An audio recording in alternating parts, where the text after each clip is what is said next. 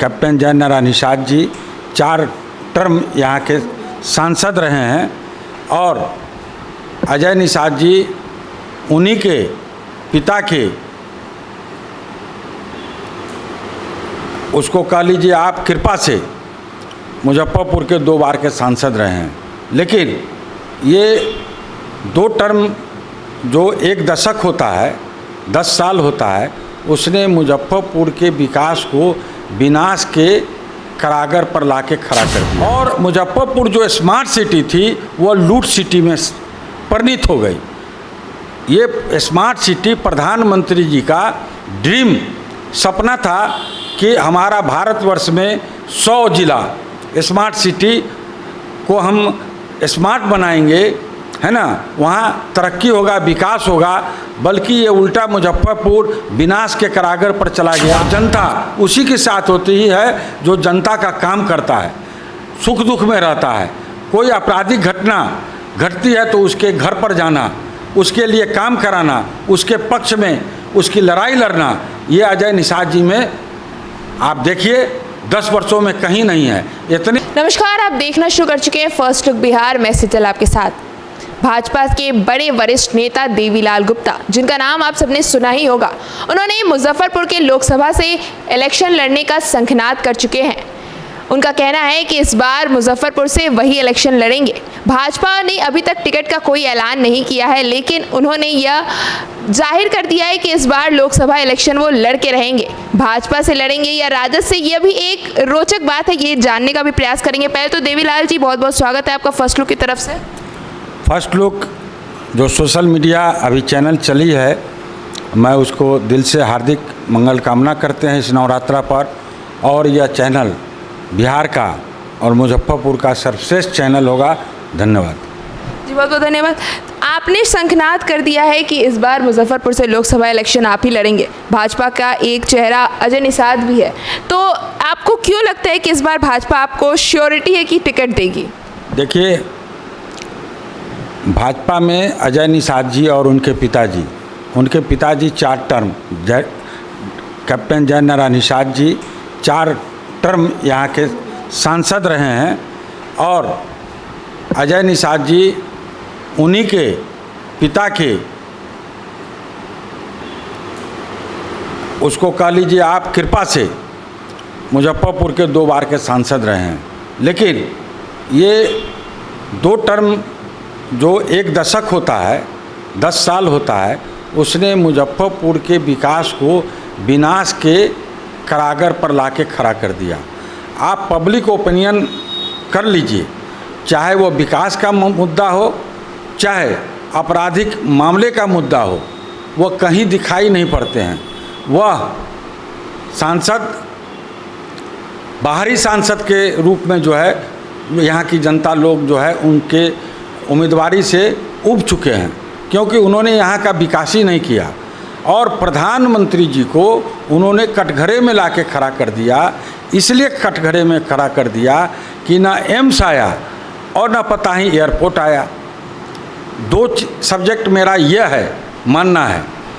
और मुजफ्फरपुर जो smart city थी वो लूट सिटी में परिणत हो गई।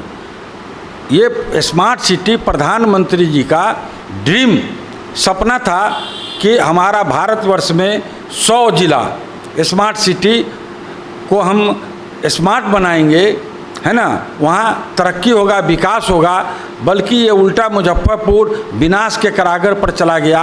8 बरस हो गया और जितनी भी राशि आई 2600 करोड़ रुपया उसको बंदर बांट कर लिया गया।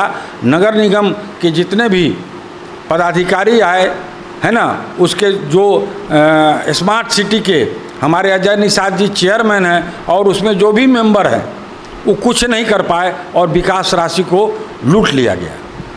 अच्छा, ओबीसी के आप बड़े चेहरे माने जाते हैं, तो क्या लगता है कि इस बार अगर आप खड़े होते हैं तो बाकी समाज से कितने सीट पे, मतलब कितने वोट आ सकते? क्योंकि ओबीसी में तो चेहरे आप एक है बड़े, उसमें कोई वो नहीं कर सकते, उस पर क्या? देखिए मैडम, ओबीसी अजय निषाद जी भी हैं और उस जिस जाति से आते हैं, मल्लाह जाति से, उसकी जनसंख्या यहाँ 1 लाख है और मैं ओबीसी के बैच से आता हूँ जिसकी जनसंख्या 3 लाख है, और पूरे ओबीसी को मिला दिया जाए तो 7 लाख होता है। और मुजफ्फरपुर की लोकसभा का जो मतलब जनसंख्या है वह 15,26,000 है, और 15,26,000 में टोटल ओबीसी आपको 7 लाख करीब है। तो मेरी जनसंख्या अगर 3 लाख है और अजय निषाद की 1 लाख है तो निश्चित रूप से जनता हमारे साथ होगी, और जनता उसी के साथ होती ही है जो जनता का काम करता है, सुख दुख में रहता है।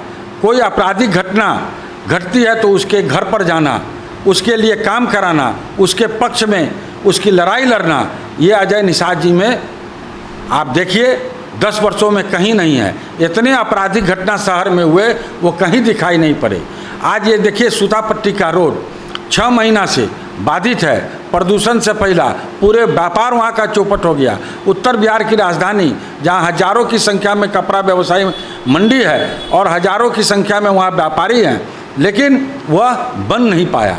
ये दुर्भाग्यपूर्ण है। और छोटे छोटे नेता जो व्यापारी थे उनको धरना प्रदर्शन रोड बनाने के लिए करना पड़ा, जो दुर्भाग्यपूर्ण है। लेकिन वहाँ भी अजय निषाद नहीं पहुँचे। और कल आप देखे होंगे कि मैं बराबर बोलता हूँ कि वो स्मार्ट सिटी के चेयरमैन हैं, लेकिन वो हमेशा इनकार करते हैं, मीडिया को नहीं बोलते हैं कि मैं चेयरमैन हूँ, है ना। लेकिन कल जो यहाँ मुजफ्फरपुर में मीटिंग हुई स्मार्ट सिटी का, है ना, तो उसमें जो है वह अध्यक्षता किए। इसका मतलब वो चेयरमैन है और अपने दायित्व को वो पूरा नहीं कर पा रहे हैं। जनता इस बार उनको मुजफ्फरपुर में, मैं तो कहता हूँ कि उनका ये 2 बार का टर्म समाप्त होने के बाद उनको खदेड़ देगी, और वो 4 लाख वोट से जीते थे, 4 लाख वोट से हार नहीं जाए। अगर पार्टी नहीं चाहती, है ना, और हम जैसे कार्यकर्ता जो बिगुल फूंक चुके हैं, सेठ हो या कंगाल, सबके साथ खड़ा देवीलाल। आप सर्वे करा लीजिए, मुजफ्फरपुर की धरती है, अपनी धरती, आपका लाल, आपका दुलारा देवीलाल बच्चा बच्चा बोल रहा है। मेरे जितने किसान मजदूर विद्यार्थी हैं सब लोग बोल रहे हैं कि इस बार अगर चेहरा नहीं बदला गया और स्थानीय चेहरा को नहीं लाया गया तो बेड़ा गर्क है। तो राजद से भी आप विधानसभा चुनाव लड़ चुके हैं और इस बार सुनने में आ रहा है कि इंडिया महागठबंधन से भी आपकी बात चल रही है। हाल ही में दिल्ली में आपने लालू जी से भी 2 हफ्ते पहले मुलाकात की है, तो उस पर लालू जी से क्या बात हुई है? देखिए, मैं लालू जी गरीब गुरबा, सामाजिक न्याय, शोषित वंचित के नेता हैं, इसमें कहीं 2 राय नहीं है। और मैं राजद से मुजफ्फरपुर विधानसभा का चुनाव लड़ा था। उनकी तबीयत खराब थी, मैं देखने गया था। कोई राजनीतिक बात नहीं हुई जिसको लोग अपना अपना आकलन लगाते हैं। लेकिन जो यहाँ आरक्षण है ना, बिहार में जातीय जनगणना लागू किया गया या गिना गया और गिनकर लागू किया गया, वह सबसे बड़ी ये महागठबंधन की उपलब्धि है। तो मैं उनको कहने गया था कि ये आरक्षण जो पिछड़ी जाति का है, ओबीसी का, जो 64% गिनती में आया है, जो आकलन किया गया है, जो सूची बनी है, उसको आप बिहार से जल्द पारित कराएं और भारतीय जनता पार्टी नरेंद्र मोदी जी इस पर मुहर लगाएं। जो अगर ये काम को पहले कर देगा राजद या भाजपा, वह निश्चित रूप से बिहार में सरकार बनाएगी। इस मुद्दे पर मैं मिलने गया था और यही बात हुई। अगर भाजपा टिकट नहीं देती है तो क्या राजद से लड़ने का सोचा है कुछ? देखिए, राजनीति करते हैं, जनता का मैं सेवा करता हूं, है ना।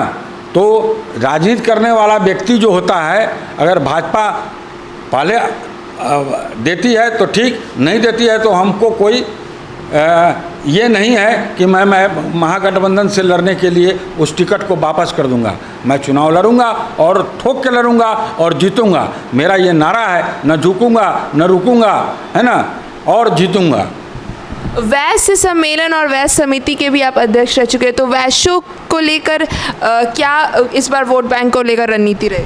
मैं आपको इस पहले बता चुका हूँ पत्रकार महोदय कि वैश्य सर्वाधिक वोट है और ओबीसी में वैश्य जो है यहाँ 3 लाख जनसंख्या है लोकसभा में, और टोटल ओबीसी को मिला दिया जाए तो 7 लाख है।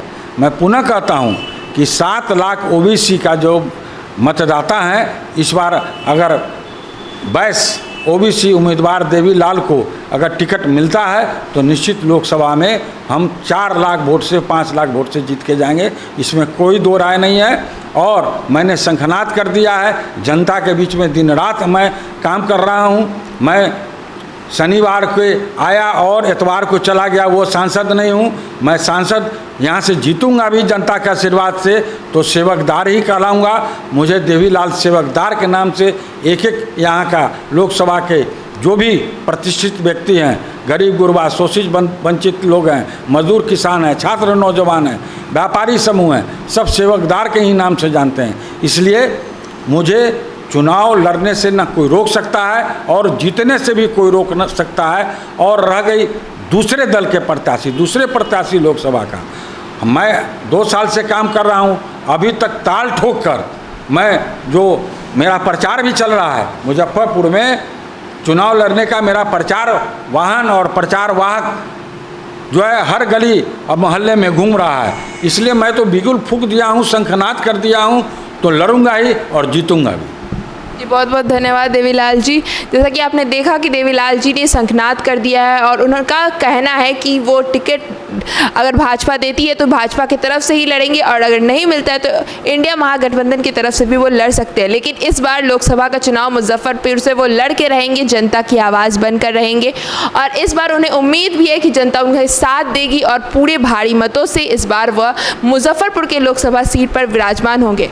तो इस खबर के लिए बस इतना ही और खबरों के लिए बने रहिए हमारे साथ। हमारे फेसबुक चैनल को लाइक कीजिए, हमारे यूट्यूब चैनल को सब्सक्राइब कीजिए। धन्यवाद।